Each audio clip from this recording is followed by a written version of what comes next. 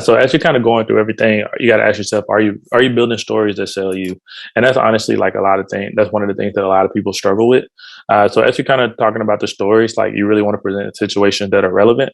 So really talk about like project, scale, function, things of that nature. So like if you're interviewing for like a manager position, like don't tell me about like a role, or like let's say if you're going for like a TPM position or something like that.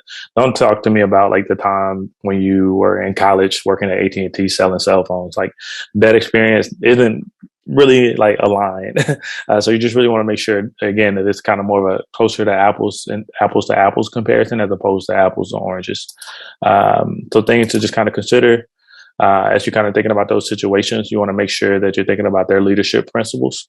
Every company is going to have different leadership principles. We just kind of defer to the Amazon leadership principles because they're so vast and cover so much ground. But really think about like what's important to them. Like as I mentioned with Facebook, one of their big principles was move fast and break things. So making sure that you have good examples on being able to move quickly. Then also, what situations have you been in where you thought in alignment with those principles? That's going to be another big one.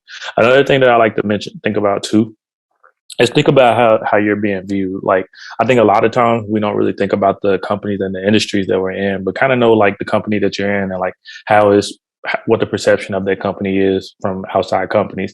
So case in point, like when I was at Visa, the stigma on Visa was a lot of people didn't see it as a true technology company, and they felt like the engineers that came out of there weren't used to moving fast. So that would be something that I would have to prep my candidates on, like that were coming out of Visa, that were trying to get into Amazon or Facebook. Like, hey, really talk about how you try to move things quickly. Really think about the speed of your code, the quality of your code, and as you're thinking about those examples, give examples where you were the driver, because the perception is this is a very like cushy job. So just being self-aware goes a long way. And then also things that you really want to think about, what is the result that you drove in all of this? Just show them, your customer obsession, like being able to really understand like what's important, things of that nature. So just keeping that all in mind. And another thing too that I think we don't have on here is like making sure that it's relevant, not just relevant, but recent. We don't want to go too far back. Again, if you have like 20 something years of experience and you're talking to us about your internships, like we don't want to hear that. We want things that are going to be fairly recent. Me personally, I try not to go back further than 7 years unless they ask me for something like specifically from a company that I've worked at, just because it's maybe closer to scale. And then, of course, building STAR method stories to connect those situations with the result. And that's going to be kind of like our next step here, just kind of walking through the STAR method. Spot on: situation, task, action, result. So starting with situation, task, you really want to describe the situation that you face in the context of it. So where did this happen? When did it happen? Why is it important? Why is it important? So one of the things, the way that I normally break it down to my candidates is like, give us specific situations that you personally dealt with. Talk about all the tasks that were involved and like really what was so difficult about those tasks. Were there like time constraints, limited resources, crazy client situation, something that had never been done before? Like what's going on? Like make me care about this. Another way to kind of think about it is, I think about it in terms of basketball.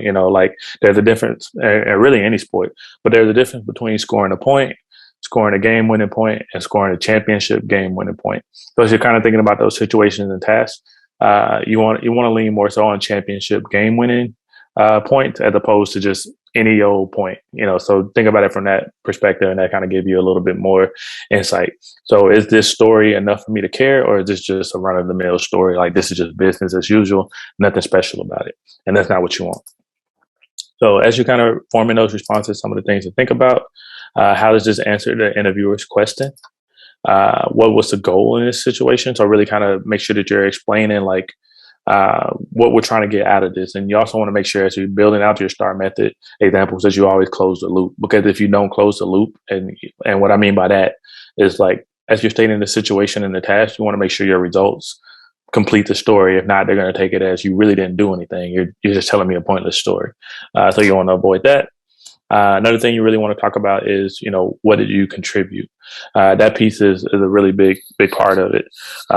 Another analogy that really helps out for me as you kind of building out these situations and tasks is, think about Thanksgiving. In my family, Thanksgiving is a really big thing. We all get together. Everybody kind of has a job to do on Thanksgiving. Everybody has to bring something, contribute something. Turkey is always going to be the big piece for us. There's no Thanksgiving turkey. There is no Thanksgiving. So as you're kind of thinking about these stories, think about the time where you brought the turkey, not the time where you bought paper plates or paper cups or ice. Anybody can do that. It's not the end of the world if we don't have ice for Thanksgiving, but you got to have the turkey. Or at least talk about the time you brought macaroni and cheese, because that's important too. So just again, if you don't have those turkey examples, macaroni and cheese, green bean casserole examples are just fine, but really lean more on the turkey. So just think about it from that perspective of contribution.